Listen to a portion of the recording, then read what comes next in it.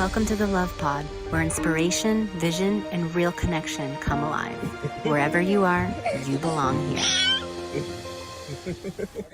Welcome to the Love Pod. I'm your host, Nathaniel, and I'm so pleased to welcome a special guest, Emmanuel Velasco, who is a conscious entrepreneur, a father of three boys, a fellow schooler, and I just really love his energy. So I'm going to invite Emmanuel to introduce himself and to have a really beautiful conversation on who we're becoming and how that reflects in our business, and really bringing that level of awareness to a new paradigm in the business world. I think we've heard a lot of talk around, this transformational time that we're going in, and there's a new energy that's emerging in our world. So I'm really excited to hear from you, Emmanuel.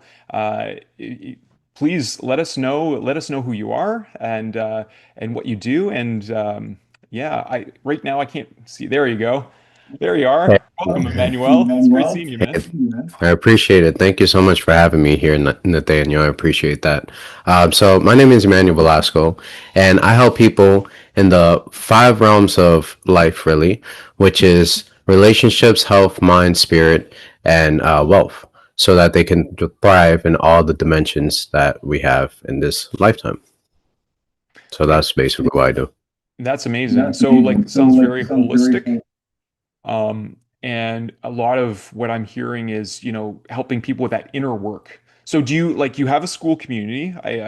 You're Right. quite active on Skool, and I know we wanted to talk about that today. We were just kind of talking about, that as a platform where people are finding their resonant tribe.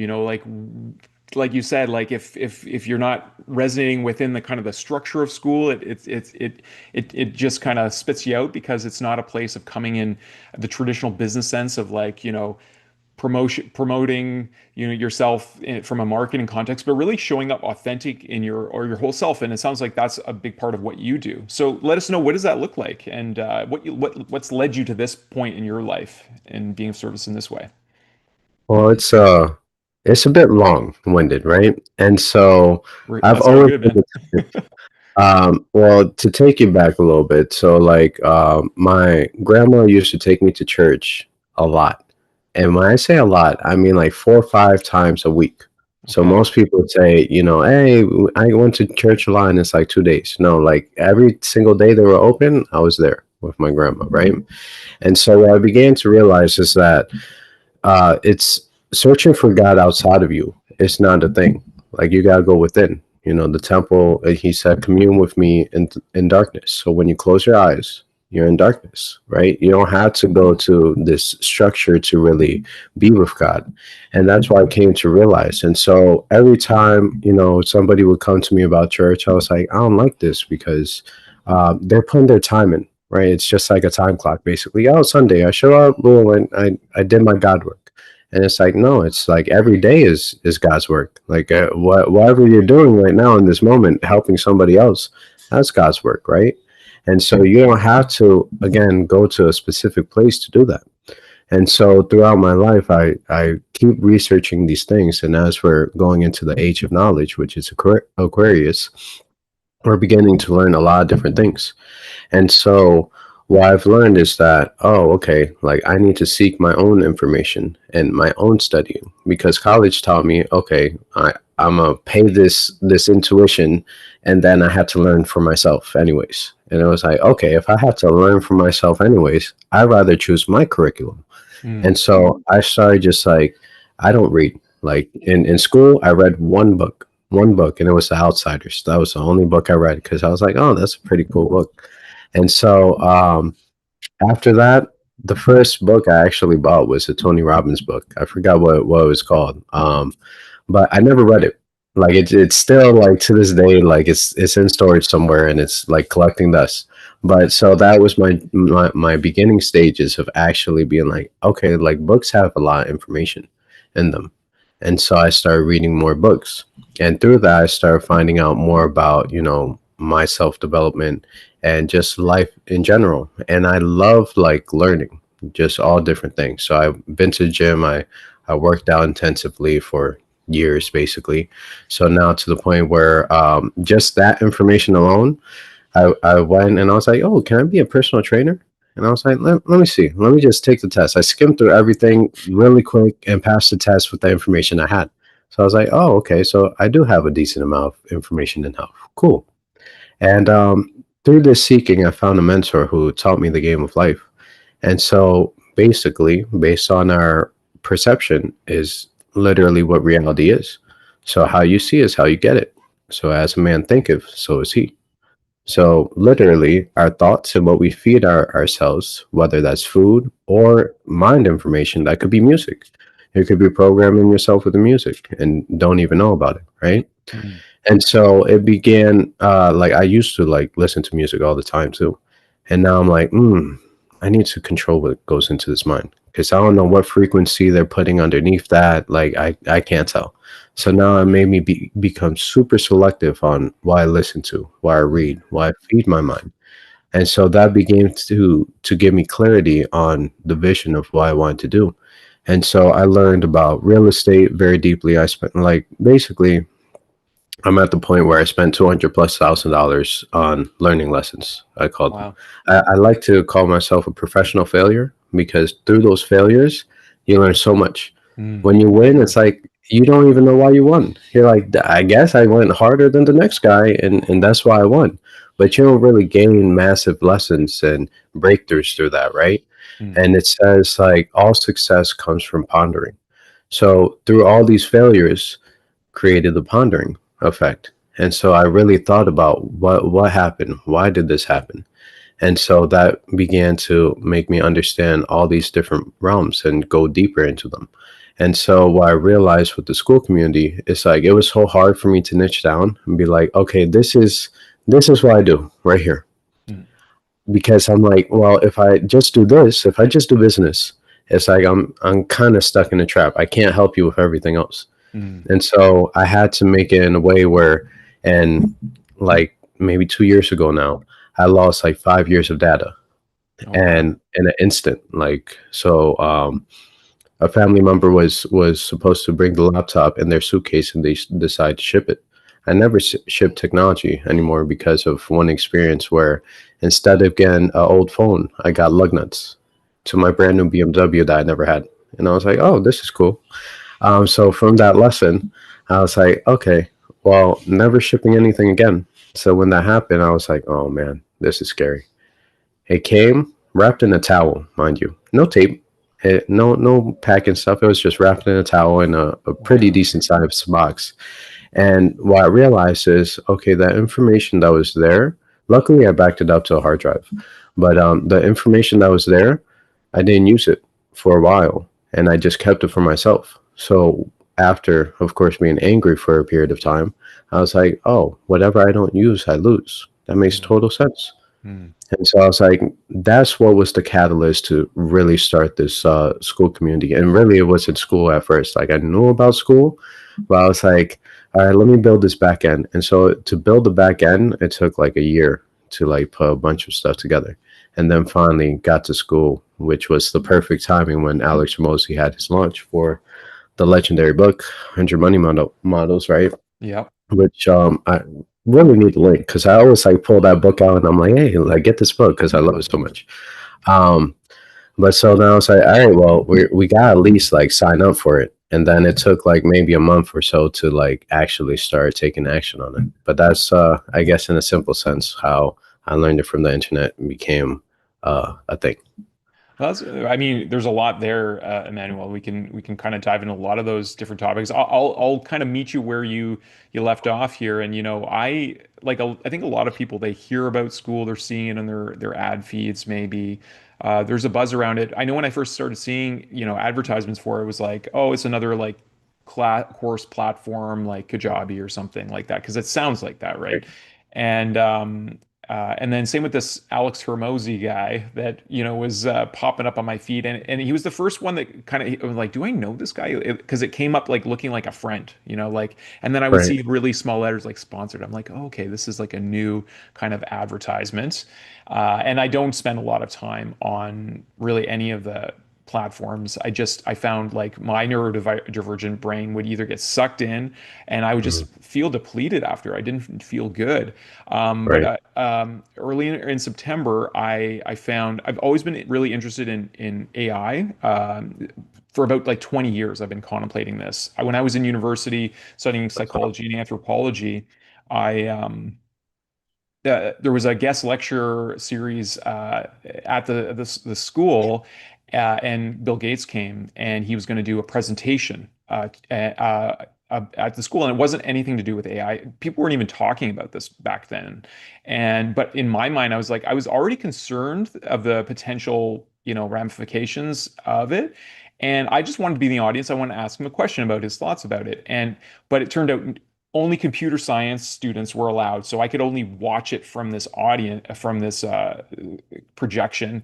And he went on for maybe 2 minutes talking about like upcoming technologies. Like they had this desk you could just put your device and would charge it and all this stuff, and like seemed very futuristic. And then he immediately went into like like demonstrating the new Xbox system, and I'm like, this guy, like he's taking all these computer engineering students and talking to them and selling them the Xbox. I'm like, this is ridiculous. And shortly after, I dropped out of university just because I'm like, this is just a big money game. It's not For really a sure. place of enlightenment, and it wasn't the depth that I was looking for. But all that to say, fast forward, I found the AI Automation Society, or sorry, the AI Automation Agency with Liam Otley. And that was my first introduction into Skool. And he had a bunch of really valuable course materials in there. And so I was just kind of witnessing it. And then Alex Hormozy, who I lovingly refer to as Bro Mosey, because I really like his presence. He is that very loving, but also very like hardcore entrepreneurial. And I love when he says, I love you guys. I just want you to make money. And Sure. I love that. I'm like, yeah, I love me too. And I'd love to make the kind of money that you're making, and for us all to, I feel like we're entering a new time. But anyways, all that to say is I wasn't on Skool. I was barely on there like as a participant. And then he came into my dream a couple times. And like one time he was driving his Jeep and we were going on an adventure. I'm like, okay, I should probably go and check out, what he's doing in the Skool stuff. And I received a gifted copy of the $100 million money models. And it Right. really is brilliant. And I love his sense of humor. I love the dedication in it. Like Right. let's just talk about that book, because I feel like it's a very like apropos, like timely book to talk about. It broke world records, like for most books Yeah. sold. What's your But favorite part about it? What does it mean to you? so it made me realize that the information that I had is not normal, right? Because I've been using a technique in there. The technique I thought was an 8% increase when I put it together, right? Which is the billing, right? Instead of doing every month, you do every 28 days or every week, right? And that gives you a 13th month, right? Or Mm. instead of I was actually talking to a buddy of mine. He used to run a $500 million portfolio of real estate, and he was saying a technique that he uses that, but every 2 weeks he has them pay every 2 weeks, so that creates 24 payments, or 26 payments versus Okay. 12 payments. So it's Okay. like all these those little slight tweaks in your billing equate to a 40% increase, not 8% increase. And I Okay. was like, whoa, I've been using this all this time and I didn't realize there was a 40% versus 8%. That's a massive difference right there. Oh So yeah. that's when I was like, okay, well, maybe the information, if the $100 million man is saying it, and I have it, and I'm not there yet, but I'm working my way towards that way. I was like, wow, that's crazy, and I've been using this for like 5 years already, and this guy just poured that out into the book just like that, and people don't realize, I'm sure, how valuable just that one thing is. Because in my head, I was like, okay, how valuable is it? Well, you go to somebody who's making $100 million, the 8% in my head, it was like, okay, I make them 8 million. So Mhm. what is that worth? It's, well, give me $1 million, right? Simply enough, right? And so it's like now it's even worse than that. It's like it's a 40% increase. So what is that worth? $40 million, right? So it's like, okay, well, yeah, 1 million to them. If I'm doing 40% for them, it's nothing. So it's like that. That's when it was like, oh, okay, I'm not a normal person. I'm definitely weird for sure. What about yourself?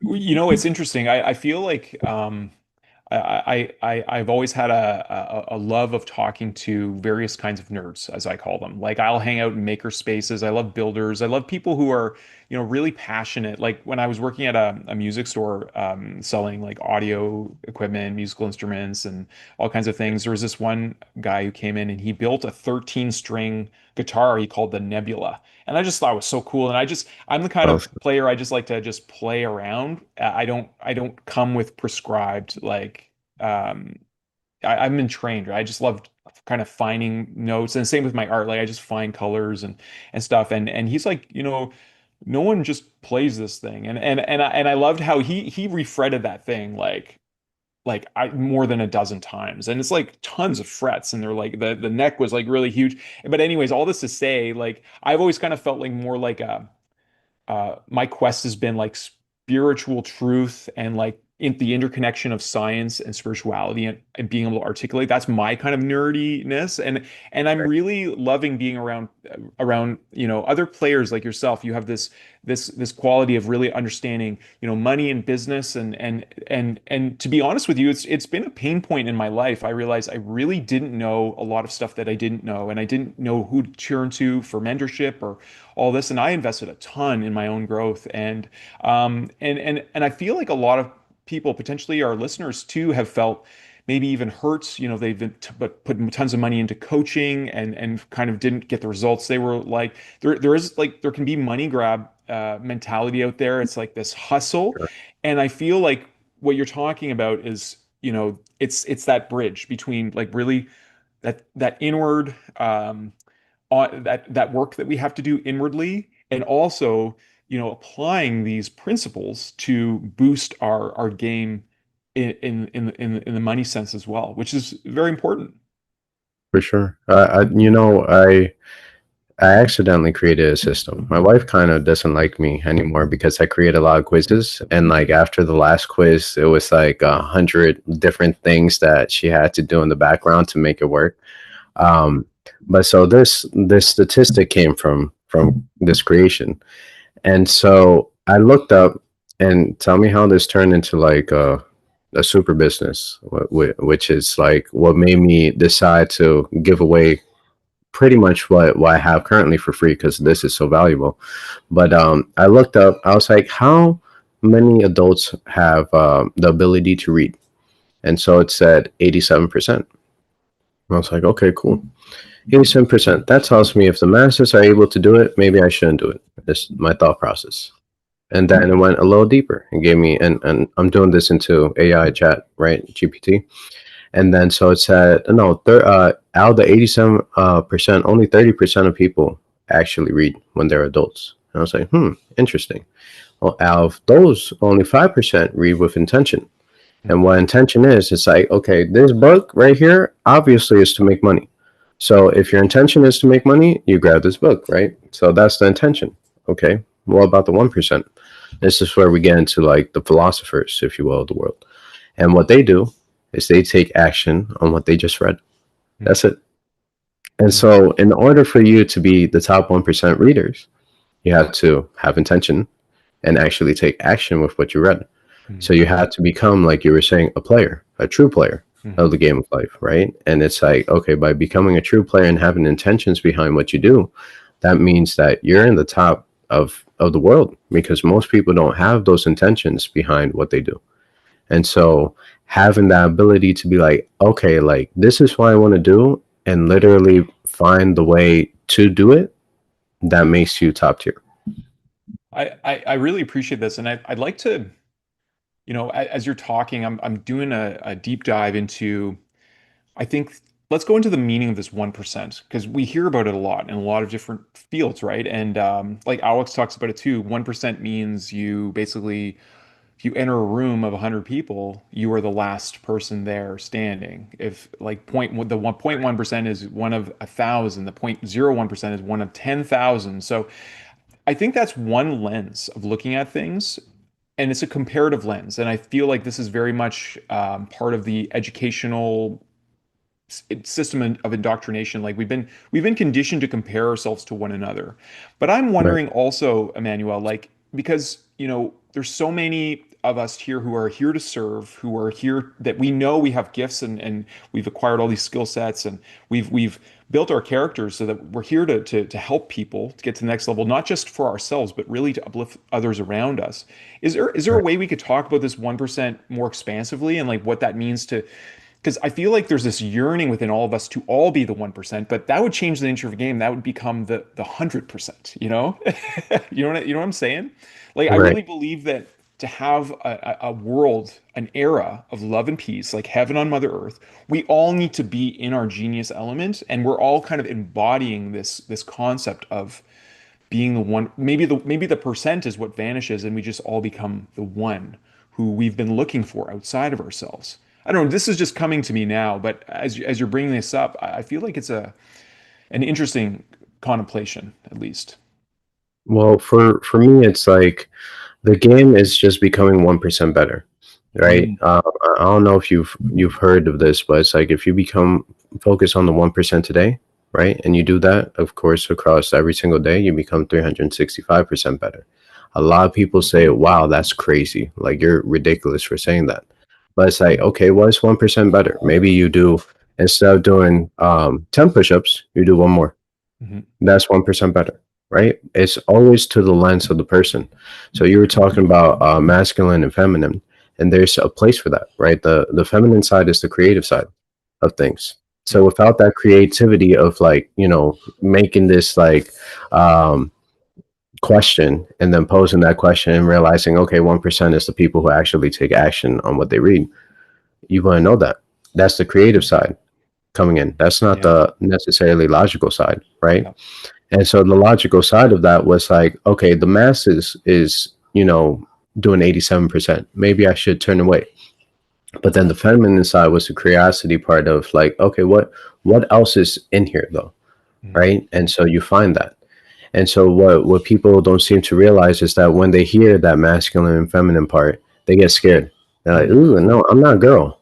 Right. But that's not the thing. There's a place for every single point of life. It's like, okay, you need to be more feminine right now, right? Be mhm, in your creative zone. Like right now, you're more in your creative zone because you're doing some content, right? mhm, And so, but this content is very, very valuable because somebody could take it and maybe, make some money for themselves, change their lives, or what have you, better themselves in some type of way.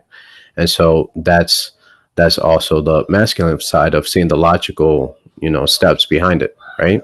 yeah, And so every single day in life, we use these things. And so focusing on like the 1% for you, because it's different for everybody, right? It's like if I was to teach you how to maybe drive a manual transmission, you'll be like, oh, like I know like how to turn it on, right? You got to put the clutch in. See, for me, when I first like hopped in a manual transmission, I was like, "Mom, like, what the hell? It doesn't start. What's going on?" And yeah, I'm trying to turn the key, and I'm like, "No, it's dead. It's dead." And she's like, "Did you step on the clutch? The what? Step on the what? The third pedal. Oh, the third pedal. So like, I needed more steps, to understand that, right? mhm, And so the level of our understanding is different in every occasion. And so the point of view, we could all experience the same thing, but the point of view that we have is different. So it's like if I get into an accident, maybe I'm the type that I'm gonna yell at you, curse you out, be like, "Oh my God, you destroyed my car. What is the matter with you? I want to kill you." Or it's like, "Oh my God, are you okay? You screw the car. Those are material things. We could buy that, but we can't buy your life back." mm, mm, Same scenario. So it's like, some people are going to see it different, regardless of however we put it. Some people are going to take offense to whatever it is. And that's why I kind of like this quote right here in this book, Meditations. It's mm, actually sealed brand new because this one quote was like enough for me. I haven't gotten the opportunity to read it yet. But it says, if someone can prove me wrong and show me my mistake in any thought or action, I shall gladly change. I seek the truth, which mm, never harmed anyone. The harm is to persist in one's own self deception and ignorance. mhm, So being wrong is it like people take failure as a negative thing, right? Mhm. Being wrong or being proven wrong is bad. To me, it's growth, right? Yeah. Yeah. So it's like that's just how you. So some people see it differently, right? And that's what it is. It's like the perspective, and that's where the value is for everybody. Is because they have a different point of view on it. And so it's like you might tell me something, but that sparks the idea. Oh shoot! Like I didn't think like to put my business that way, or you know, people are thinking about school and they're like, oh, school is, oh, I need Skool. Like it does everything that I need to do. Like I don't have to have all these 50 different softwares. Skool is the only software I need. Yeah. So it's like that's the unlock that people need to see, and that's an opportunity in everything. Yeah, yeah, totally, man. Well, I appreciate, like even you brought up the 28 days, and that brought up my background in Indigenous wellness because, like the turtle calendar of our real Earth here is that there is 28 days in a lunar cycle. There is actually Right. 13 months. So when you said that, I'm like, oh, that's a neat perspective because I always like thinking of the calendar based on the moons, not on Right. the man-made calendar. It's weird, right? Like with the Gregorian calendar, like December is literally called the 10th month. October is the 8th month, but they are 2 months, ahead of where they should be. So it's like the whole kind of, framework has changed. So I thank you for that. And, also, this concept of the truth, it's taken on this lens of polarity in our time. And I'd like to talk about, fatherhood a bit here too, because before we came on the show, we were talking about like emergent technologies like AI, and there's blockchain, there's XR technologies. People are going to be walking around with glasses and seeing, Yeah. other things. And there's all these kind of emergent and probably convergent technologies that are going to be able to allow us to express and connect in ways that we never even imagined. Life on Earth is going to change, in accelerated ways beyond what we maybe can even imagine, in the next 5, 10 years max. So I'd like to talk about that because, there's a lot of conversation around relative truth. Like people say, oh, that's your truth. But I really do believe in my direct experience that there is fundamental universal truth that is, and I don't know if we can articulate it in language, but we like we were talking about earlier, it lives within us, and it's almost like we need to be it and allow it to express in organic ways. So, how, as a father, are you imparting all this learning that you're doing, the special sauce that you have in terms of like your perceptions of business, and also preparing your children for this changing age so that they are having these skills? So one thing, when it comes to like the kids, it's I have to build because they're like me. So like I used to be a mechanic. So I Yeah. have a heavy hand and I'll break stuff, right? And so um understanding that, right, it's like okay, they're boys, they're gonna break stuff, they're gonna get into things, right? But there's you were talking about the universal truth. So like to me it's like everything coincides so perfectly together. There's no way that the water comes down from the sky and it waters all the plants, which gives us life to breathe, right? So explaining how everything goes so well together, because it's like okay, how can we write on this paper right now, son? Well, the reason why we could write on this paper is because we went out there to the trees, we cut the trees down, we processed it, and it became a piece of paper.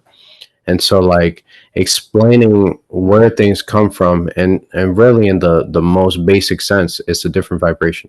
Like the tree is one vibration, and even a car can't vibrate enough to like take that tree out. The trees go take the car out, right? But Hmm. then, well, a car versus this notebook, oh, it's going to take care of this notebook, no problem, right? So what's the difference? Well, it's vibrating differently. It's like the water, right? You can't grab it, you can't hold it, so it's in a different vibration. So everything around us is vibrating at a frequency, including ourselves, that allow us to touch things.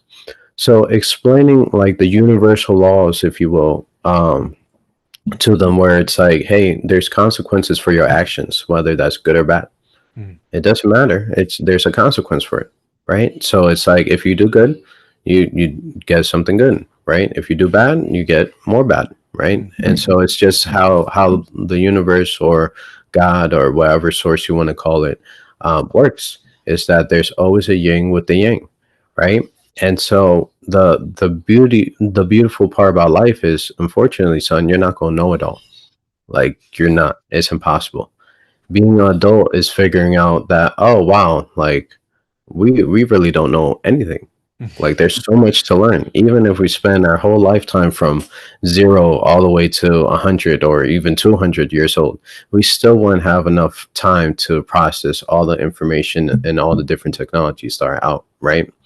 And so for me, it's like important to put them in a position where they could break stuff. And I homeschool my kids, right? So that's really important to me because I know how crappy the education system is. Because, Yeah. like you said, it's indoctrination, right? Yep. It's not an education, it's Yep. an indoctrination, right? It teaches you how to work under somebody and not think for yourself, right? And so that critical thinking skill is so important. So, like, over here in the background, I have like a computer right here. It's a mini computer that my son's using, my oldest one. And so he's using that. And the reason why I set it up that way is because I'm like, okay, if he breaks it, he's going to have to figure it out. And anytime he does something that he shouldn't do, like maybe, he's playing with the dishwasher and he's not supposed to do that and it derails. And I'm like, well, that's your fault. So now you go have to fix it and put it back online. Well, I don't know how to do that. Well, you knew how to push it off. So you go have to figure out how to put it back together. I can't help you, son. You wanted to touch it, so that's on you. Sometimes your dad touches things, breaks things, and he's like, "Oh man, I just broke this, and now I got to figure out how to fix it." So it's like that's life. You gotta learn, and you learn through trial, really. Because I've built because of the emergent technologies and the days that we live in. I was like, okay, the time that I lived in, I'm only 29. The time that I lived in, I didn't realize how crazy it was because it's like we really didn't care about our data privacy at all. We just like, oh, it's what it is, password, it's password. Or 1, 2, 3, 4, 5, 6. Oh, I need to do some more. Okay, 1, 2, 3, 4, 5, 6, 7, 8, 9, 10. Like so, it's like we didn't really care about that. But now in this day and age, it's like, okay, scary because AI could tell you how to hack things, right? And so it's like you could teach yourself a lot of different things very quickly and not have to even know how to code or do any of that stuff. So it's like this day and age, it's very important to be well-rounded in at least all realms because they say the if you're good at everything, you're mastering nothing, right? But they didn't tell you the full quote. Is that when you're well versed in life because of it, so you're a master of life, right? Because if for example, okay, I'm only good at being a father, but being a provider, I suck, right? That Skool caused devastation for my family. So I had to be at least in 2 realms, right? Yeah. Right there. And it's like, okay, but there's still more realms. Like, okay, am I gonna let my health get out of whack? Well, that's another realm that I had to take care of myself in, right? And then so it's like all these different realms that we have to be proficient at in some type of way, shape, or form. So we're actually a jack of all trades and a master of none, because we are constantly, there's no mastery. Because if you master something, you learned it all. And guess what? Life changes from today to the next day. So it's like if you mastered it all, then you have nothing to learn. So for me, it's like, would you rather your potential be at 9 out of 10 or 1 out of 10? There's a lot of people whose ones is like somebody's 100. They don't have it in 10, right? So it's like that's the difference. That people like I like to reset myself, and I'm like, okay, I reached this new level. I'm 10, quote unquote. I never want to reach 10. So I'm back down to 1 every single day. It's like, boom, go back down to 1 and start again, right? Beginner mind. Exactly. It's like if you come to it as a beginner, it's like when it becomes normal to us, that's when we're screwed. Because it's like we used to, like, our wife was our dream wife, right? And then there's a point in time when the honeymoon phase is over, and then we have to struggle for a little bit. And then through that struggle, we find a new love with each other.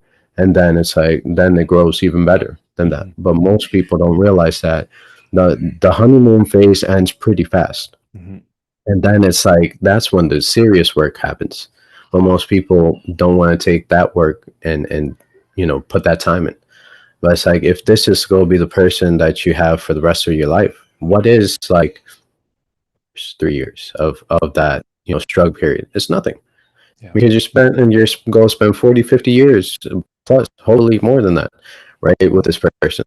So like that whole experience is completely different. And so that's why we can't let it become normal, because it's like at one point, whatever we have right now in this reality that we live in this current moment, everything we loved it and we wanted it at some point.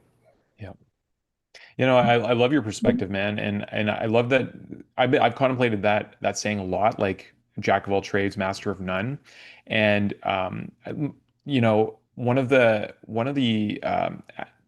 guiding principles for our education association, and it is founded on that root word etymology of to educe, which means to bring out or to draw out what is within. And I feel like that's the true role of parents, is and especially grandparents too. Like in our traditional models of community, it's like they're spending, they're spending time with the children, and they have this in a healthy community, they have this capacity to see the gifts of the little ones and to encourage them out. So I love that dishwasher example that you have, and like that philosophy of like, well, you're self-responsible, and this idea of stoicism, they bring out with the Marcus Aurelius's contemplations as well. It is about being a whole person. It's not about just being this singular specialist.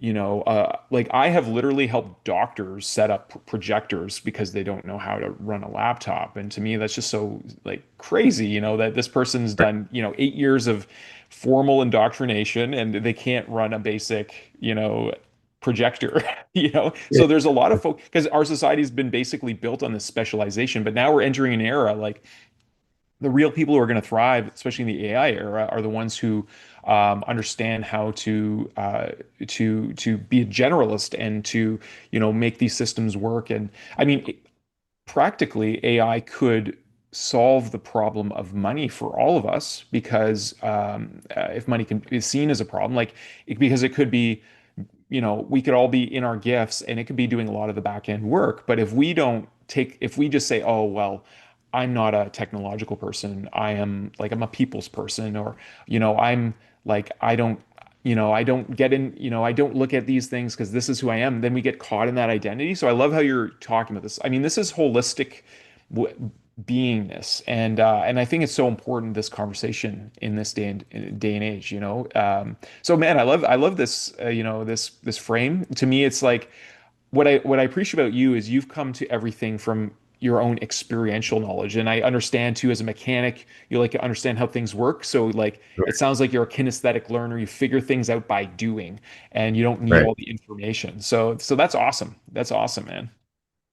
Yeah, for sure. It's like it's just an oil change, and then that oil change, you're there for like an hour, 2 hours, because somebody previously stripped the bolt, and so now you got to figure out how to remove that, and that's the task, right? So it's always been a thing where it's like, oh, it's simple.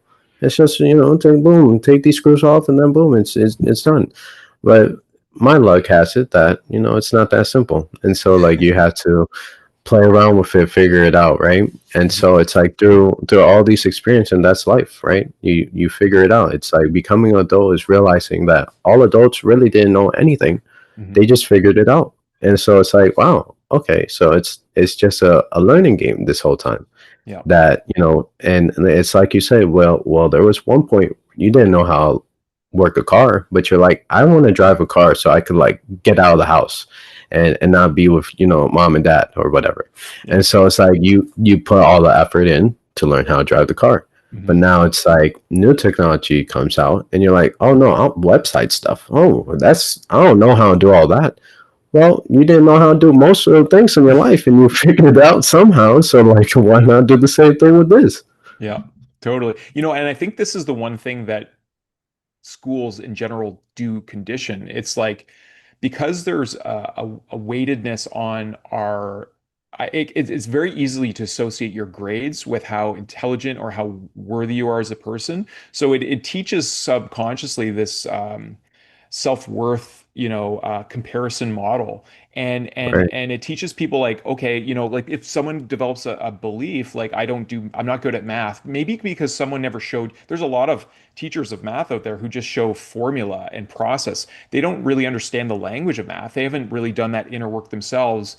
So they don't know how to teach it from multiple perspectives. They say, this is the formula, this is how you plug it in, and this is the answer you get, and show me your work. But I remember being in math class and I would find new ways of solving problems. And I remember the math teacher would be Right. like, oh, I never saw that done that way. But yeah, that's correct. And like that happened many times. And I realized from a young age, like as a little boy, watching the quote unquote grown-ups, that people had forgotten the miraculousness of not only everything around them, like the miracle of life growing and all the abilities that all the creatures have, and from spiders weaving webs to the metamorphosis of caterpillars and to butterflies Right. and all this stuff, but also like that miracle that they are. There's a forgetting process that humans beings go through, and it's been a contemplation for me my whole life. I feel like I've managed to hold on to a string of, and I don't know if it's curiosity or just my passion that is really to know the truth. Like that's always been my guiding light. But I feel like there's this yearning to, yeah. I mean, it's deep, and where I was going with all this is I was just listening to a talk that Robin Sharma gave about leadership. And we've been talking, Julie and I, in creating our association, we've been talking a lot about how children really are our greatest teachers. We're aware that our daughter Luciana is going to reflect the areas back where we need to continue to grow. Like if we're getting frustrated or anger, that's our frustration or anger, and if, she's going to get to a certain age, and if we haven't done continue our own work, our relationship is going to get more and more abrasive because it's really for us to do that work. But in the talk, he presented this other expansion on that. He says, children are our greatest leaders. And I've been thinking a lot about that. And like, yeah, I'm just going to put that out there. What do you think? What do you think that means when he says children are our greatest leaders? I love that. So let me go back because the curiosity is God said, "Come to me as a child," Hmm. right? And so I don't read the Bible, mind you, but I have some quotes from the Bible. So it's like, "Come to me as a child," and why is that? Because a child always comes with curiosity and an open mind, right? And so when we have these experiences of the world, we become jaded. And then it's like, we were told no so many times that, our persistence factor is less now. And so what I see is like, I love just like sitting and watching my kids because there's so much to learn. So I know my oldest son, he's a schemer, if you will. He has plans. So it's like he there's a toy that he wants, and he'll create a whole scheme just to get that toy. And I've told him, I was like, all you have to do really is find a toy that they like and switch. That's it. That's all you have to do. Sometimes it works, sometimes it doesn't. And then so when it doesn't, then I see the wheels turning in his head. Okay, like how am I gonna go about this, right?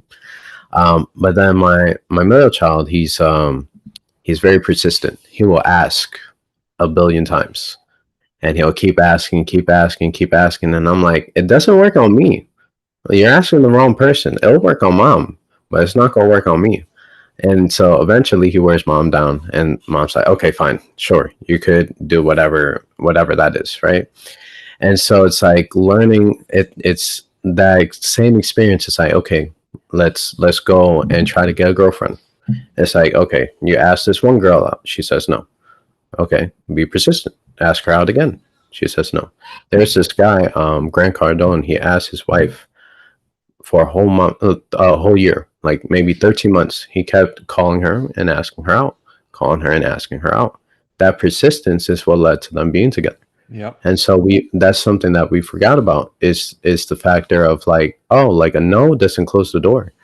A no is more so like they're so afraid of what you got. That's why they're saying no immediately. They're like, "Ooh, no, no, don't say that to me because I might buy. I might definitely buy that thing. So I'm gonna just say no right now." And so if you can't overcome that, oh, it's too expensive. And so if you can't overcome that, then it's like, okay, perfect. Like I gave them an out, right? But when you overcome those things, they like kind of get confused. They're like, well, maybe like I don't have any more excuses. I should do this thing. And so I just love sitting and watching my kids. Whenever I get a chance, I just watch and see how they interact with each other because there's so many lessons to learn of like, how how I always tell them to like get back up, right? It's very important to fall. You get hurt, it is what it is. Like you're playing, so if you're playing with a ball is gonna hit you in the face. It happens, right? Even my I mean, probably every single one of them hit me with a toy in the face, and I'm like, "Wow, that really hurt." But we're playing, so I mean, I can't say nothing about it. But it made me realize, okay, maybe we shouldn't play with the Woody toy, because the Woody toy, his nose was so pointy. He hit me in the forehead, and I started bleeding, and I was like, "Ooh, this toy is dangerous." Um, I avoided the metal toys, but I guess I didn't avoid the hard plastic. Those are dangerous too. But it's like when we're playing, it's like it is what it is. Like it's not purposely done. It's always going to be an accident for the most part. But if it's purposely done, then that's when you get in trouble, because you shouldn't ever be doing it on purpose, right? Mhm. And so it's just literally just watching them. Just watch your kids, and you'll literally have unlocks. You'll be like, oh wow, that's really interesting. Like when we go for a walk, they pick up the flowers, and they're looking at flowers. They're so interested in nature and stuff, right? And that's only because most parents, they're like, here's a tablet, Yeah. right? We do use a tablet. Like I have this tablet over here, which is more so an iPad. That's for the oldest, because his thing slowed down. This is his old one, but it's like we do use it, to give them a bit of a structure. But we first, for the most part, their schooling is only 1 hour. They don't need anything longer really than that. Yeah. And just based off of that 1 hour and doing that consistently over, I don't know how many years now, like 3 4 years, um, they're smarter. I hate comparing, but it's like the only people that I know that are in school is my nephews. And so compared to his nephews, he's pretty smart. The only thing that the oldest one, which is 2 years older than him, that has on him is the reading factor. And so it's like that's the only thing. Everything else, he's very good. Math, like he'll do some adding, subtracting. He does all these things now, and it's like he's very advanced. I know that for a fact. And same thing with the one previous. He's 3 years old, and so like he's relatively similar to Ezekiel's level, which is the oldest. And so it's like that's only because we're always together with them. So Mhm. like whatever Ezekiel's learning, Avery hears it, right? And Mhm. so it just goes back and forth. And now it's like almost automatic when it comes to doing, the days of the week, the days of the month. It's literally not on the whiteboard anymore. We got rid of it, and they just recite it from their own memory. And so Okay. it's like figuring out all these different methods of how to make schooling fun, because it can be fun, right? Mhm. It's not supposed to be a bad experience. And sometimes they have a hard time, and I'm like, well, imagine, like, would you rather have an hour and then play for the rest of the day, or would you rather have 8 hours and then play for like 30 minutes of the day? Right? You decide on that one. And so it's like, and then on top of that, you'll never be together anymore, Mhm. because Yeah. they're years apart. So it's like you won't have your brother by your side. You'll be by yourself. Mhm. And so knowing that, it's like, okay, do I want them to really socialize with people who don't think for themselves? Mhm. Not really. I'd rather have them think for themselves, be critical thinkers. And Mhm. so for me, it's so important for them to make decisions for themselves. And like what again, whether that's good or bad, I let them make the choice. And so if they make a mistake, well, great, I'll explain it to them, so they understand why it is that they're in trouble or why they did good, Mhm. because they don't know that, right? And so there's so many lessons just by staring at them. Yeah, I, I Simply enough. I I hear you, man. Like, I think, there's this concern we've heard from other parents, and it is our intention to fully homeschool our children as well. If anything, Love that. even unschooling, because, like, to me, I would be a fool to think that I have the power, or I need to teach children how to learn. They are voracious learners. Like my daughter, like it sounds like your boys too. She is so relentless and persistent. Her character, like ever since she was a newborn, and she could put up her legs and realized she could try to start rolling, she practiced that all day long. And now she's practicing climbing and her grip strength, and she's singing the alphabet, and we talk to her in 3 different languages. So she does, this, she's always repeating. She's now learning to sing, and I don't have to teach her. Like I teach her by being me and talking with her. Like I talk to her as a peer, like I don't Love. talk to her like a friend, but I talk to her as her soulful self, that she can comprehend me. I use the word comprehend with her. So she has that in her vocabulary. She may not be able to fully comprehend or articulate it, but I think she gets it, the energetics, right? And so there's that. And I feel like a lot of parents have this, we've met a lot of parents at different, I'll take her sometimes to early ons or play groups and stuff like that, just so she has exposure to a lot of different environments. And I hear parents say, well, that's not something that we could afford to do, to homeschool, aka like they're working, obviously, pay bills, or that they have the capacity, they have this self-trust issue, like, oh, I couldn't teach them all the stuff that they need to learn from these academic teachers. And also, a lot of them are concerned about the social factor. And what you brought up about your Yeah. boys and their brothers, that intergenerational learning, I think is so important, because that really gets weeded out in the at least the Western system. Like you're just with kids your own age. It's so unnatural. And so what I've heard Right. from like homeschooling parents, and I bet you would have some experience in this too, Emmanuel, is um, homeschool children seem to have this capacity to interact with people of all ages, because they don't have this blinder like, oh, I only associate with children born in the same year as me. They'll like talk to old people, they'll talk to children younger than them. That's what we've heard from homeschool parents. I mean, our daughters, I see that in her, and I can't imagine that's going to just change one day and she's only going to want to talk to people her age. But what's your experience with that? Well, so like going back to what you said, is a lot of people talk down to their kids. They're like, Mhm. "Oh, you boo, boo, boo," and I've never done that. I've always like plain English. I'm like, I talk as if you understand, because I know you do. Mhm. And that's the difference. Is the knowing of like you understand, because it's my point of view that affects them, right? Like you said, it's like based on how we are, is what affects them the most.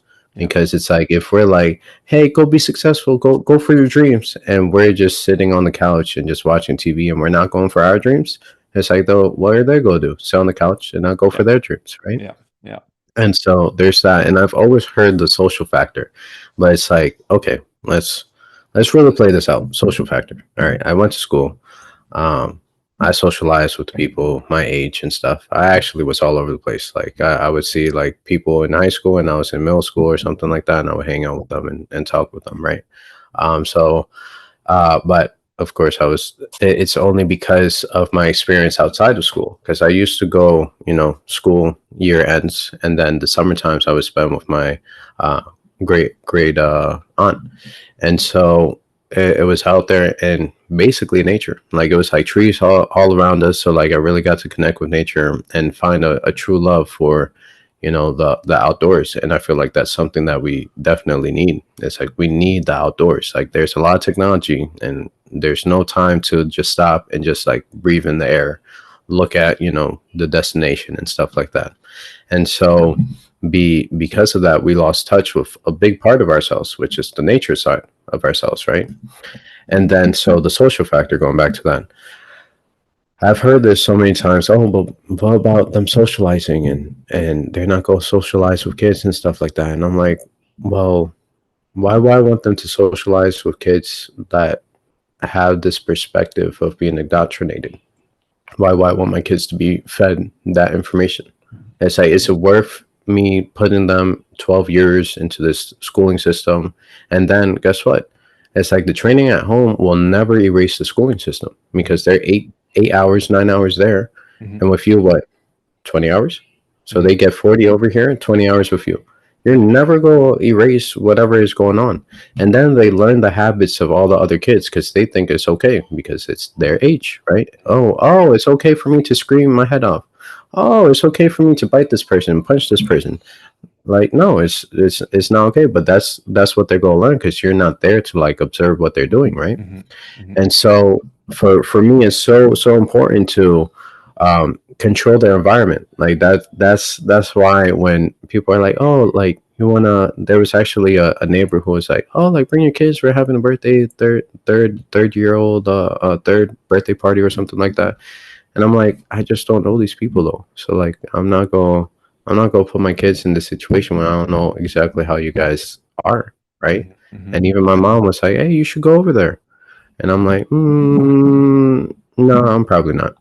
And it's because of the social factor. It's like I don't want them socializing with strangers that I don't know how they act, and then they come back and they're like, "Oh, it's okay for me to do backflips off this couch because I seen Mike do it." And it's like, "Whoa, let's not do backflips off this couch yet. You're not there."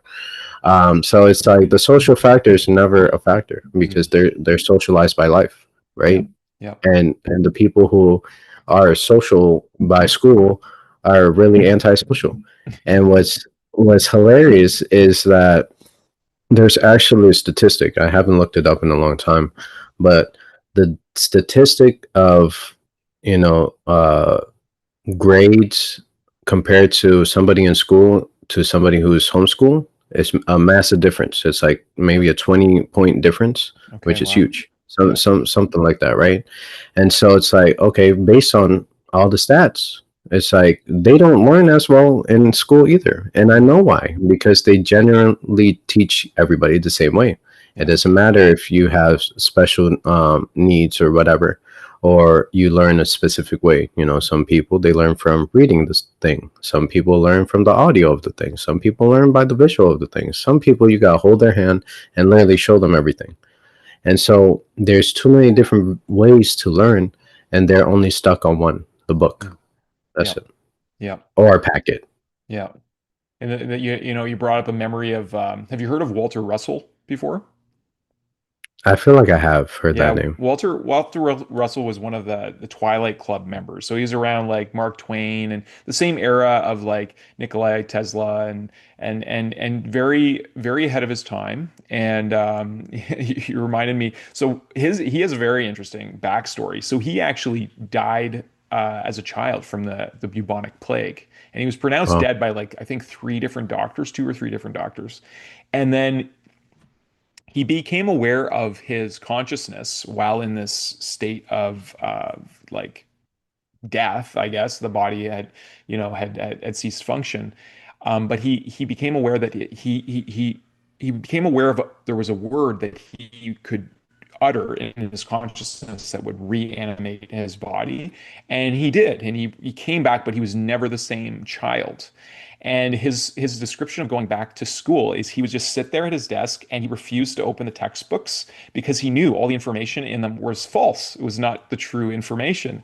And he actually is credited with a whole different perspective of the table of elements and his it's not a table to him. The elements are actually in a spiral, and they're actually based on the harmonic frequencies of the musical scale. So again, back to your vibration frequency, and he predicted certain elements that weren't discovered till like 100 years after, and it's still like this it's still being used. So but it's funny because you won't hear about Walter Russell. He's one of those, he's like where Nikolai Tesla was like maybe 20 years ago. Not too many people really talked about him. I remember finding out about him maybe about 25 years ago. I'm like, oh, like when I was around 15 or so, I was like, oh, um, who's this Tesla guy? And because all we heard about was Edison, right? And there's all the politics behind that.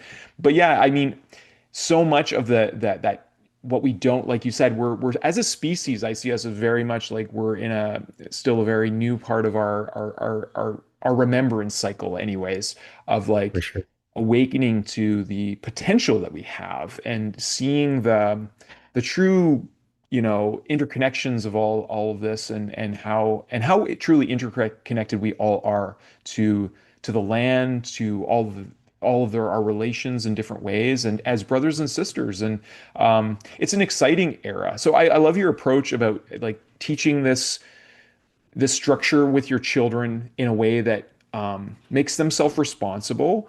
And also, you're also teaching them about like the alternative too, right? Like you're letting them know like they have a pretty great opportunity here compared to other children who are not as fortunate because their parents are maybe not don't see the importance or don't see uh, their ability to be homeschooling their children. For So sure. so kudos, man. I appreciate that because these little ones, they are going to be the making decisions in the future of how our species flourishes and thrives, or the opposite kind of goes into more diversion and darkness. So it's For important, sure. and it's important that conscious parents, I feel, have these conversations like out in the open, like we're doing now, because I'm sure there's a lot of new parents or parents to be who want to do this and see, they like to, and maybe they don't feel like they have the means. So in your entrepreneurial capacity now, how would you talk to these parents? Like what direction would you, obviously everyone has a different solution, but you've done a lot of this deep diving. So where would you how would you meet them, and where would you point them toward? So before I get into that, because I love that. So people don't realize that death and life are in the power of the tongue. So as they speak it, it is right. And so a lot of people don't realize they were speaking in death on a loved one. If I say, for example, "Hey, my wife's name is Janelle. I love you, Janelle, but like, can you wash the dishes?" That "but" negates everything that came before it. Hmm. So I don't love her, right? I just want her to do the dishes. Hmm. And most people don't realize that they're using certain words like these. And when we use these words, we're casting spells, right? Hmm. And so spelling is what it's Hmm. called. So when we're using these words, we're casting spells, and that's why we gotta be careful of the words that we choose. That's why the quote is "Death and life are in the power of the tongue," Hmm. because you could live by your words or you could die by your words. And so there was a story of this person who, um, they went to this person, this oracle, if you will. They had a magic spear, and they're like, "Ooh, man, you're gonna die in 30 days." And so he was super healthy. Like the doctors wouldn't have said that to him, super healthy, but he believed it. Hmm. And so because he believed it, in 30 days, he perished. Hmm. Wow. Because based on what you believe in your mind is what is. So if you believe that, going to school, or kids going to school is the only way, then it is what it is. That's the only way for you. And so most people don't know that homeschooling is a thing. And then vice versa, it's like, you know, giving birth. Well, I didn't realize until my third child is that you could have a midwife. And so the midwife makes it a completely natural birth. You don't go to the hospital. You could birth the child in your own house if you Hmm. want to, or at their center. And it's like the only thing that they don't have is like one, I forgot what it is, but like one drug or something like that, which is like you don't want that anyways. Like epidurals like end up screwing you for life. Hmm. So it's like you don't ever want that. But in the hospital, they're always pushing you to like, I remember I was so pissed, but I can't say anything because it's my wife's choice to say yes or no, right? So they're asking her. And so of course she's going through all this pain, and they're like, "Oh, but do you want an epidural? No? Okay, what about this? You want painkillers? Okay, no worries." 5 minutes like, "Hey, I see it's getting rough. Do you want this?"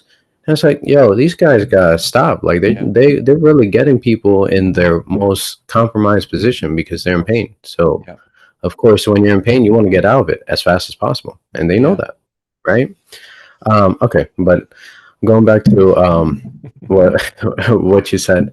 Um, Well, before we do, I'd like to jump in here because we actually did our first child was natural home birth and no it's medication, amazing. and we had a doula who was trained as a naturopathic doctor there, totally out of the system, like inner sovereignty, and we made that conscious decision. We really believe that women who choose to be in their authority, their sovereignty is really important, and I feel like there's a movement of women who want that want to honor that power that they carry, and I remember when Julia found out that she was pregnant, and that we were going to expect, this little miracle.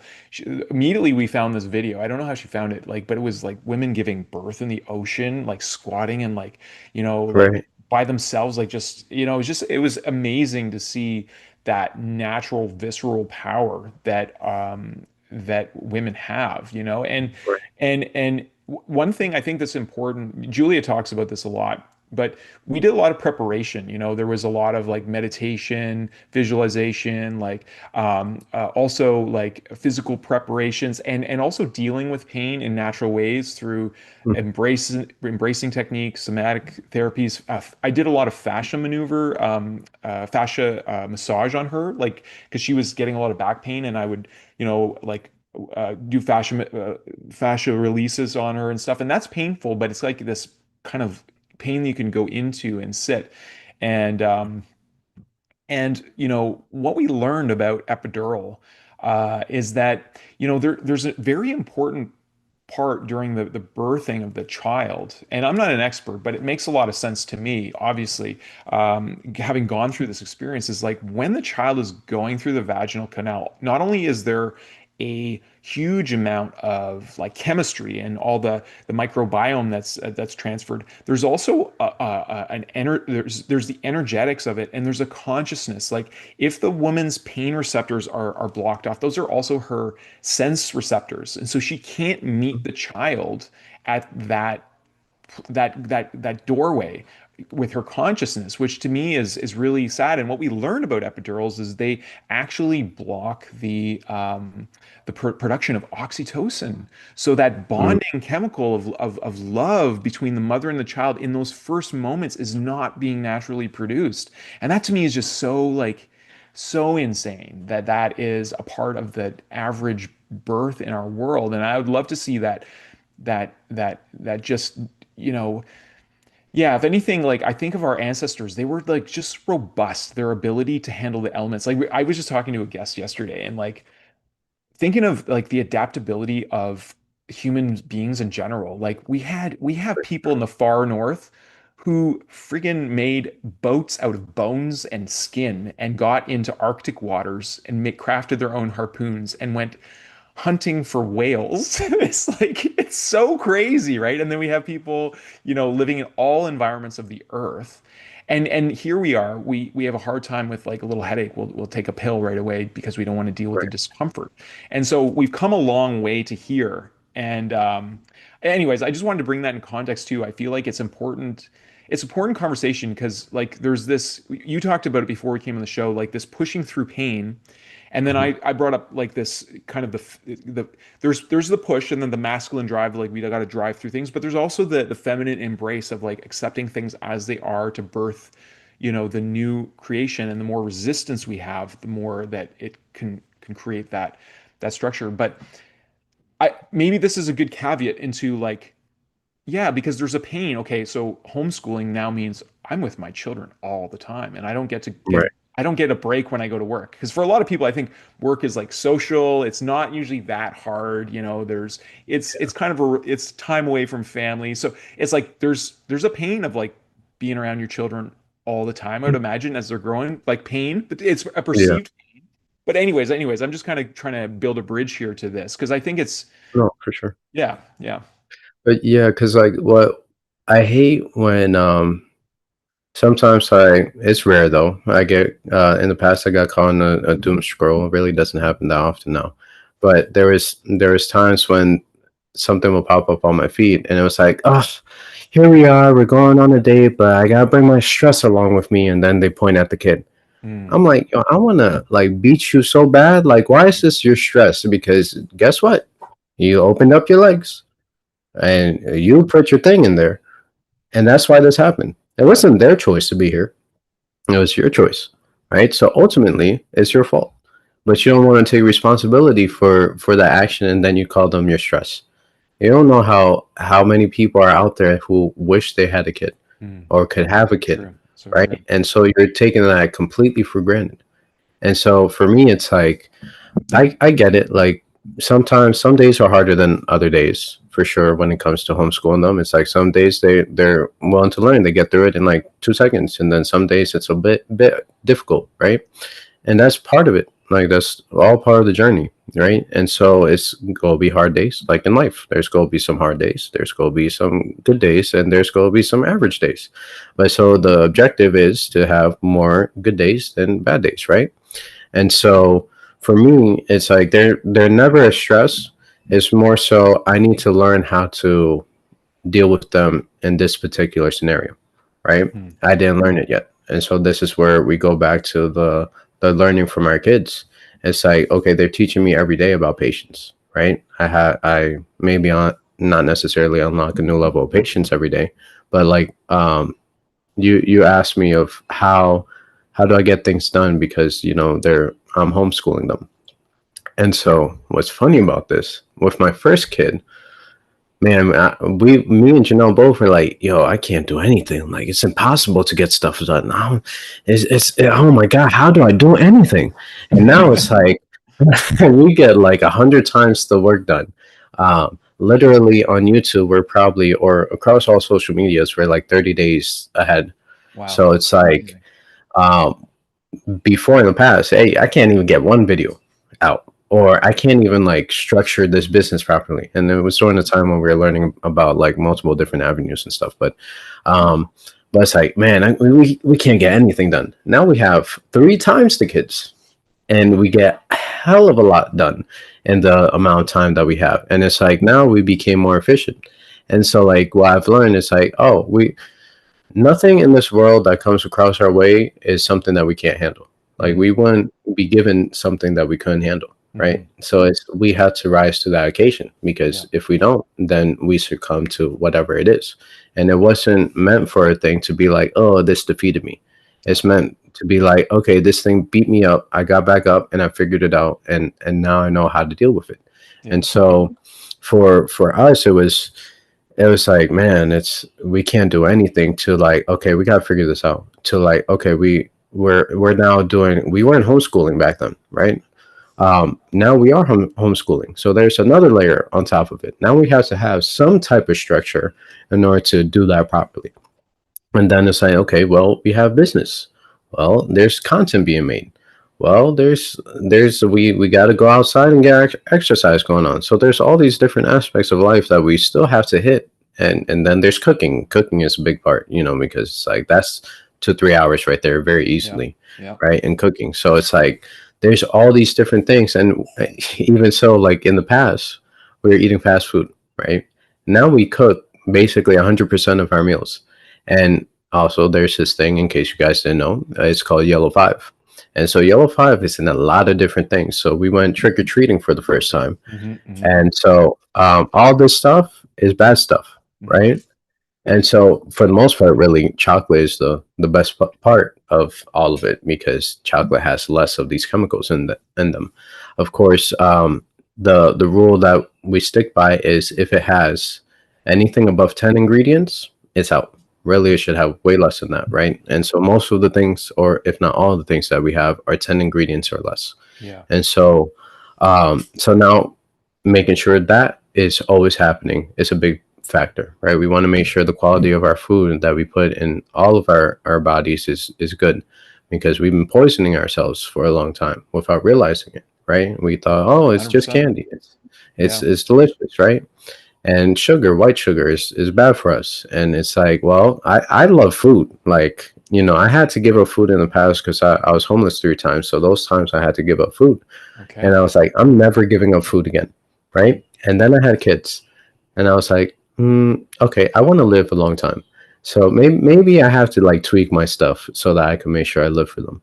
Hmm. Right. And so going back to the self development part, it's like, okay, as a leader, I had to develop myself in order to feed them that same information. Right. And so it's like, that only happened. Like if I didn't have kids, I wouldn't have made any of those changes. So it's like, because of having kids, it puts a different perspective Hmm. in your life, and it makes you see things, and like it makes you become better. Let's Yeah. say it like that. It Yeah. just makes you become overall better in every aspect of life, because you genuinely are like, all right, I need to do this because they're watching me now. I need to do this because if I don't do this, I'm poisoning them, right? And so, like a lot of us, without knowing it, because nobody does the research on food, nobody looks at the back of the can anymore, right? Hmm. We And do. so, right, exactly, it's very important to look at the back Yeah, of the we're can. very conscious of it. Yeah. Yeah. Big time. I mean, I think food is a big part of why we are where we are. I mean, it's not to point fingers. I mean, I think George Carlin pointed out the best. Like when you have self-interested people, who are driven by just profit over people, when they get Mm. together, like it's not that they're like conspiring in some master plan. They're just like they're just thinking about themselves. And so there's a whole system, a multi-billion, if not trillion-dollar system that it intersects our food, our the pills, the supplements, the medical, industrial, military. It's all kind of intertwined. And I feel like as the human species remembers its origins and awakens to also its potential, like a lot of those systems we're seeing kind of like those vibrations you talked about, like everything's vibrational, like those structures in our society are starting to collapse. We're seeing the grasps of it, right? Like things are Right. changing, and it's an exciting time. It's also um I think it's an important time to do what you're saying, Emmanuel, is like practice that character development, practice, that embodiment of who we need to become, and seeing our children as these spiritual partners that are encouraging us to grow beside them, because just Right. because we need to, it's so important. You mentioned something really briefly there that I think is valuable, and it reminded me of something that is in the Christ letters. And I don't know if you've heard of the Christ letters, but it's the spiritual foundation of Lightheart Vision. And in these letters, he actually talks about how he became truly spiritually enlightened, what he saw in the desert, how everything was vibrating particles. Like you said, in his words back then, it was like shimmering motes, and that how his mind, a strongly held intention of mind, could change things. But he was also shown that if he were to do that from a place of self will or the ego drive, that it would probably cause harm or undo his connection with this greater mastermind. That's all he wanted to introduce to people, is that this concept of a God on high who judges and sends down catastrophe when we don't obey, it doesn't exist. It's the loving intelligence that grows us. And the people back then, he went against the edge of his religion at the time, and faced the consequences of that in a way that demonstrated the mastery of love. And if you're interested in them, I'm happy to send them to you. But really, the Cool. embodiment is like, it's really comes down to that love. And in those letters, he says, if someone finds themselves homeless on the streets, if they will simply change their awareness, their consciousness, and the way that they're thinking, and their perception of life, their circumstances will certainly change. So I'm just inviting you, if you want to share, like, how did going through those experiences, we all are affected in our society, seeing people even more nowadays, people living in tents and in shelters, people are affected, like the economic times are changing. What would you offer that, like, in maybe a reflection of what I said, or do you want to share anything about that experience? And so going back to this perspective, like his perspective on what you said is kind of mine. Like I don't like we're all gods, right? We become God in action. So whatever we do, it's like God's working through us, right? We're supposed to be of service to the people. And most people want to like the universal law of give and take, right? But people are good at one side and not good at the other. You gotta be good at both. You Hmm. gotta give and you gotta take. It's just the natural law of things, the yin and the yang of it, right? And most people are like, hey, I just take. That's all I do. That's all I'm good at. Take, take, take, take, take. But they're missing 50%. Hmm. All I do is give. Give, give, give, give, give. But I'm missing 50%. And so people are like, they think they're doing right, but they're missing the other half, Hmm. right? And that's the most important part. And so like earlier this year, me and Janelle were reading Proverbs. And what I began to realize is like you could literally switch God and place it with wisdom and it reads the same. Hmm. So at the end of the day, seeking wisdom, seeking knowledge is the key to unlock everything Hmm. because you get according to what you know, right? If you don't know what you don't know, then you don't know, right? Yeah. Yeah. And so that's a very important factor that people are missing is that they don't I know so much that I know nothing. Hmm. That's literally the more I learn, the more I'm like, wow, I really don't know anything. And but most people's egos get in the way. It's like I know everything. Yeah, yeah, yeah, yeah. Shoot that question. Yeah, I'll answer it to the T. And it's like, no, shoot, I'll probably say something wrong. Do your own research, please. Like, don't trust like get multiple confirmations. Don't get just one confirmation, because it's like if you look up the stats of one article, let's say, and it's like, okay, this is the fact. Well, what it says is if two or more agreed, then so shall it be. Mm-hmm. So you're letting one. You have one confirmation. Well, the two or more agree. Well, if you think about a thought, it goes around the world twice before it hits your brain, and it's like, oh, this is the thing. And then whatever the feeling behind that thought is two. And then you speak it or you write it, and that's three.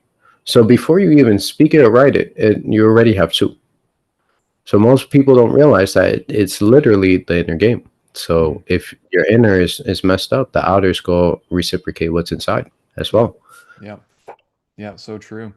Yeah, you're reminding me too of like Neil Donald Walsh's journey, because he was living on the streets, and he went through that experience to forge his character, and he went through some hard times, divorce, lost his job as a radio show host, and then wrote like a very transformative book that has helped many people. I know when I was early seeking truth, it really gave me perspective on a different perspective of God, and like you, I didn't seek most of my experiences in books. It was really in real life and just listening to life. Because like I loved how you talked about just sitting back and watching your children. Well, I feel like you can extend that to all of life too. Like just watching animals and how they are. Like a bee is not thinking about, it's not on a honey quota. It's just working. It's like being a bee, and Right. it's doing the work, and it's a loving work too, right? So many of us think that this work, this grind, and again that belief, right? Like if life is just about hustle, hustle, grind to achieve, well, if you're not enjoying the work and you're not, getting lifted up and lifting those around you, and it's just this big stress ball, I feel like that's another kind of challenge. Like I don't want to say challenge it. It's a paradigm in our culture too, to like wear stress as a badge, as if that's gonna get us. But it's our ability to work in because there. What was the originator of that word? What he was talking about was not stress. Um oh, what's the word? It's a different frame. Instead of, it's strain. Stress is like there's, because we've now had to like differentiate between distress and eustress. Like eustress is like, I'm excited to do this, but it's still hard, and I still want to do it. It's like building a house or climbing a mountain. It's like there's eustress in that, but distress is when we're like always in fight or flight, and we're chronically in a state. But that's strain because it depletes us, right? So Right. how have you find that balance as an entrepreneur, Emmanuel? Like what springs you out of bed each day? Like what gets you excited? What's your focus? All right. So that's a great question for sure. So what's funny about this stress thing is I had a live in my community yesterday, and stress came up, right? But stress really is not being able to cope with change. That's what causes the stress. And so that's like really the definition is coping with change, Mm, because the stress is caused from change, and it's the life is ever changing. So life is a game of stress, if you will, because you're always ever changing in life. Because you like the when you were 5 years old, I'm sure it's different from where you are now. yeah. So it's like there's massive change just within that period of time, right? And regardless of even 10 years, when you're a teen, you like different things than when you were a kid. So it's like the people don't realize that stress is just change. That's all it is. And Mm, to go back, the reason why I experience all these trials and tribulations, you know why I asked for?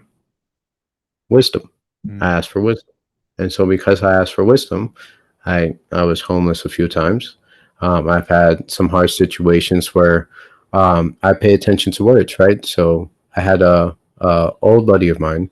He said these specific words, and the way he said it, it was like unnecessary. He didn't have to add this language to it, and that made me realize, okay, well, I can't be friends with this guy anymore.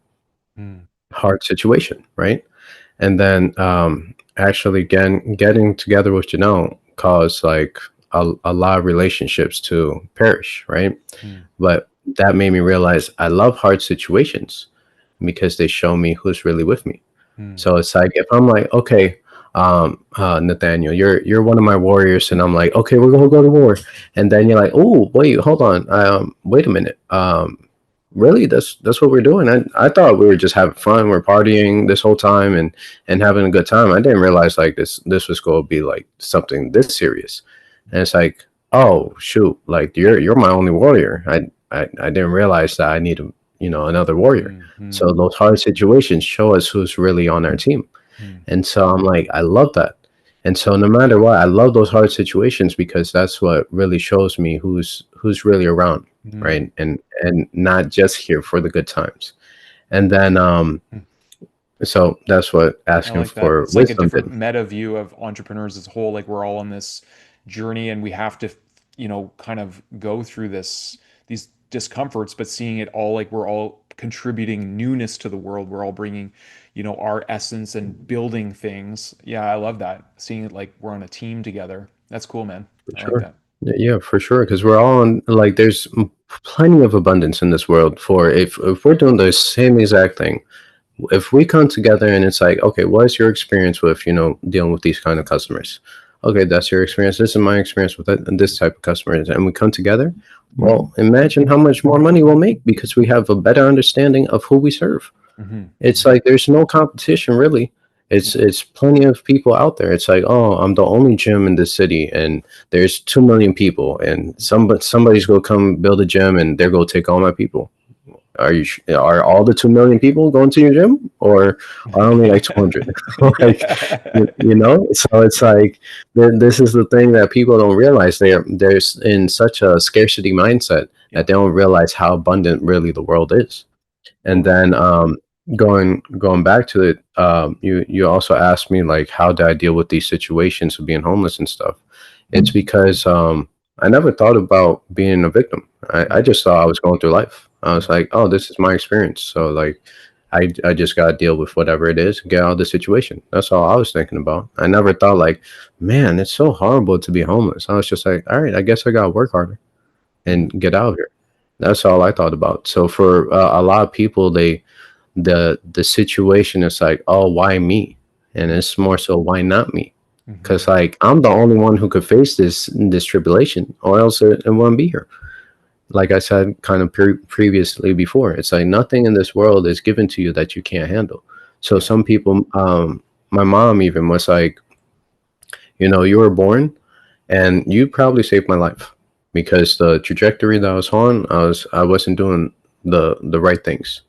And so, okay, that was a decision, right? The decision to have me created this perspective of change for her. And so that's a lot of cases with many people, is like whatever that hard situation is, that's the catalyst for the you want to become. Because you asked for it. I asked for wisdom. I didn't ask for the homelessness. I didn't ask, to like have a lot of hard financial situations. I didn't ask for that, or relationships that perish. I didn't ask for that. I asked for wisdom. But through asking for that, gave me all these experiences to now be able to be here and talk to you back and forth with all these concepts and maybe provide value to somebody. And that's only because of what I asked for. Right. And so you get according to your faith. So according to my faith, I said, hey, wisdom. But nobody told me wisdom came with all these things. So you got to be careful what you wish for. Because what you wish for is why you're getting this reality. There was a hard situation that a buddy of mine had to go through. And he had to go through a tough divorce. And that was because the relationship was not a good relationship, right? There was like multiple things like happening behind his back and stuff like that. And so after a long conversation, he said like this one statement that he said, maybe 5 years ago. And I was like, that's probably why. It has to be this hard. It has to like pull your heart out, or else you will go back together with this person. Like it has to be this tough. Right. And so it's not that we want it to be that tough, but based on what you said here, it had to like rip your guts out in order to like make sure that you don't go back and fall into that cycle again. And so it's like these are the things that our words carry. It's power. And so you're saying also as well, like spiders. I hate spiders, mind you, but I know the good that they do. So every time I see a spider web all over the place, I'm like, man, as long as you don't like come into my space and you take care of all the bugs, like I'm cool with that, right? And so Sure, like they every appreciate single, that. right, every single, insect has something that is Yeah, very valuable. Okay, let me kill all the bees. Well, goodbye honey. yeah, Goodbye pollination, right? It's like everything coincides too mhm, perfectly together. And so what gets me out of bed in the morning after all that? yeah, man. So here's maybe you heard this before, but I added a little bit to it. So would you, if I gave you $10 million right now, no strings attached, would you take it? Yeah. Yeah, I mean, yeah, I would say that too. I'm like, yeah, I'm taking I that looked for like I sure. thought, but I didn't really think. Yeah, there's no thought. But now, so if I only added this one condition, Yeah, if I gave you $10 million, yeah. but tomorrow you wouldn't wake up, would you take it now? Well, no, of course not. So that means that life every day is at least worth $10 million just Yeah, waking up. yeah. And so It's a great if you perspective. do this 365 days a year, Hmm. right? At least one year, that means that you made $3.6 billion Hmm. that year. I've been on this earth 29 years. So I'm at like the 100 billion mark, Amazing. right? Yeah. But now it's not just me. I have my kids. Hmm. I have my wife. So Yeah. every day I wake up with 50 million, Mm. right? Just by waking up, just by everybody waking up, I have 50 million in the bank just based off of that. And Mm. that's really even a very insignificant cost of life too. Yeah. Like it's like that's cheap, right? Yeah. But just like that perspective shift is like, wow, like just waking up today is Mm. worth a lot. And so Yeah. no matter what I'm facing right now, it's like just waking up today was a miracle. And then Uh, not only that, I get four other miracles every day. Let alone like if family members wake up too, it's like wow, like there's hundreds, if not trillions of dollars just waking up, right? And it's yeah. like that is the power really behind the perspective of things. The Hmm. way you see it is really powerful, and Yeah. most people don't see life as that valuable. Mm. And even if some people like I asked somebody this question and they said, well, yeah, I would take that $1 million because I know like he's older, and he's like I know I would give it to certain people so they could help people. And I was like, even that's a benefit. Even that's a benefit of that perspective. So Hmm. regardless, it's like regardless of the situation, you just prove even if today's your last day, you're here for the people, Hmm. right? Hmm. And Yeah. so it's like regardless of the fact, you're here to make an impact. Yeah. So the power behind it is literally how you see it Hmm. every single time. And that's why mindset to me is so important. And like I know it's like the cliche, you go through the course and you're like, "Ah, mindset section, screw that, I'm yeah, I know mindset. Let me get the techniques, right? Give me the info. Yeah. Right. So, but that's the part where people miss the Hmm. most Yeah. because literally everything stems from there. Yeah. Whether you woke up, got up today, went to work, well, that's mindset. Whether you got up today and went to the gym before work, that's mindset too. Yeah. Or if you didn't do any of that, well, that's mindset that kept you in bed. Because I'm sure there's been days where you feel pretty crappy, and you still get up every single day Hmm. to go to work because you're like, even though I feel crappy, I got bills to pay. Right? Simply enough. And so you get up no matter how you feel. And so all that is literally the mind because you could stop and be like, I'm done, but you don't. Why Yeah. is that? Yeah. That's right here. Yeah. Yeah, no, I feel like this is a beautiful way to leave our guests in contemplation, Emmanuel. I mean, you've given so much, really beautiful things to talk about.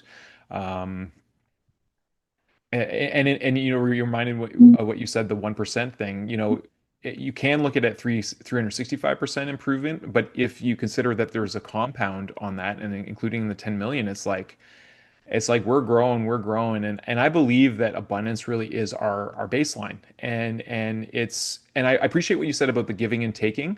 I've had a hard time with taking in life. I feel like maybe it's from my Me conditioning or too. whatnot, like it's always been about giving, and to me giving and receiving maybe is a different way of saying that, Yeah. but really knowing that we are worthy just in our beingness to receive that flow of abundance so that we can continue growing in our expansion and our mission. It's so important. So I really appreciate your presence. Oh, and the other one thing, this might blow your mind. You might have heard this before, maybe not. With regard to spiders, it might give you an appreciation of them. And I had a really good friend who I'm still friends with, and he still has arachnophobia. Like even just seeing a picture of a spider, it would freak out. So I know there's a lot of people who have this, but did you know that spiders are actually not insects? That Did you hear that? yeah, I did. Yeah. I did it. Arachnids are actually because they have 8 legs. Insects have six, and True. actually they're more closely related to crabs. If you can, I don't know if that makes it better or worse. Man, that makes it worse because I'm actually a Cancer. So it's like, Okay. oh yeah, it makes sense. Like I'm afraid of myself. No. Oh, interesting. Oh, there you go.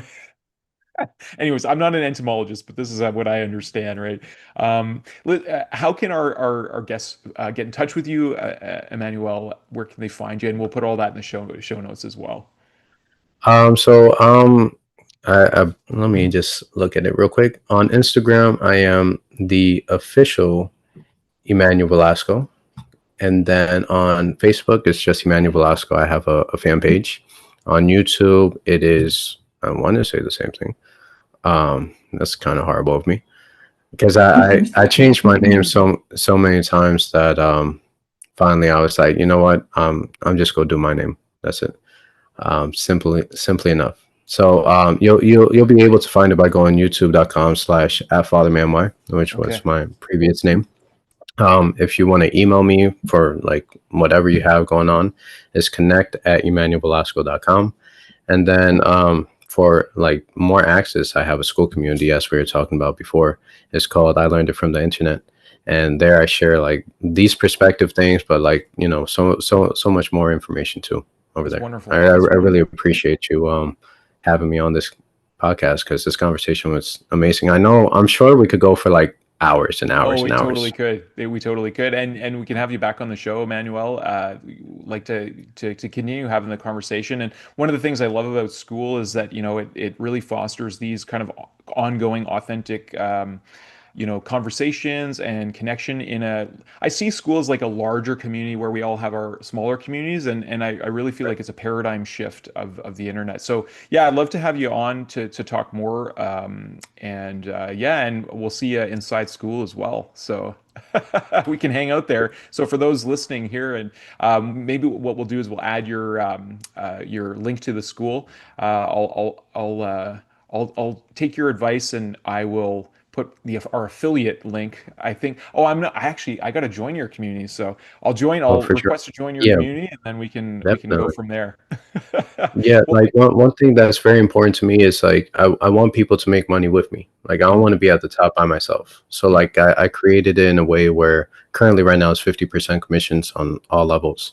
cool, So man. it's like we have a $5 tier just for you guys to get in and start experiencing it, and then a $55 tier, and then a $5,000 tier.